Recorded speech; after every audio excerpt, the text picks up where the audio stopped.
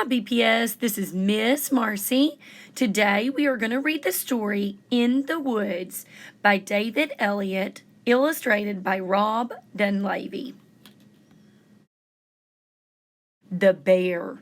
The shadow stirs in its musky den, a yawn, a stretch, a muffled snort, and then the shadow emerges, breathing in the snowmelt air. What voice has whispered to its sovereign heart, "Awake, awake, O sleeping bear"?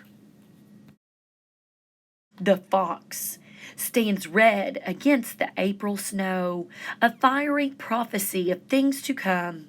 She is thinking of her kits, they must be fed, a dreadful thought for some. The scarlet tanager. Look! There! A flash of red in the spring green of the trees, as if the forest air is branded, burned. It's spring! Huzzah!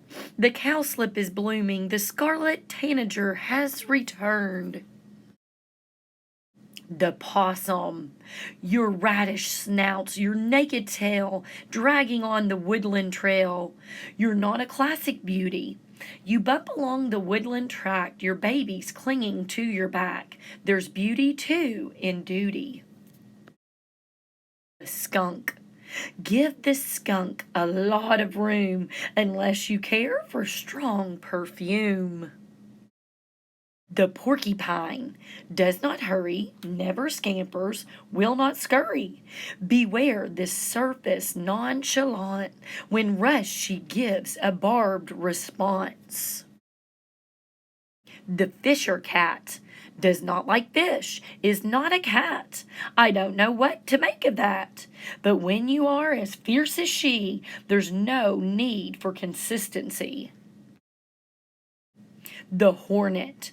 Avoid you at all cost is the prevailing sentiment, but how unoccupied the woods without your buzzing tenement. The millipede. You are a detrivore, a word I've never heard before. It means you dine on last year's leaves fallen on the forest floor. The moose. Ungainly mainly. The beaver. Jack of all trades, that's the beaver. Some might say he's an overachiever. Architect and engineer, family man and arborist, musician too. When danger's near, he's a jazz percussionist. Wild turkey is a lesson in the language arts, so much to learn from him. With his waddle and his waddle, he's a walking homonym.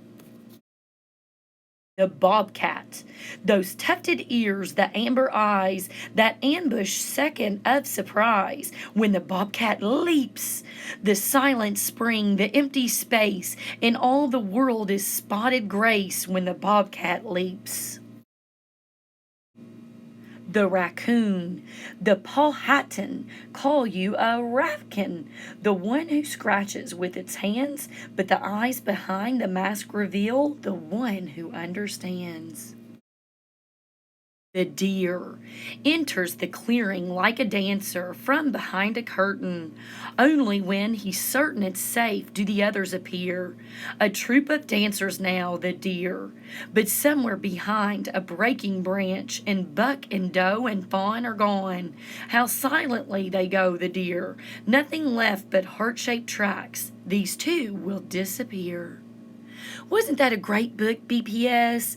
It is a book of poetry, and we will talk a bit more about that. Bye!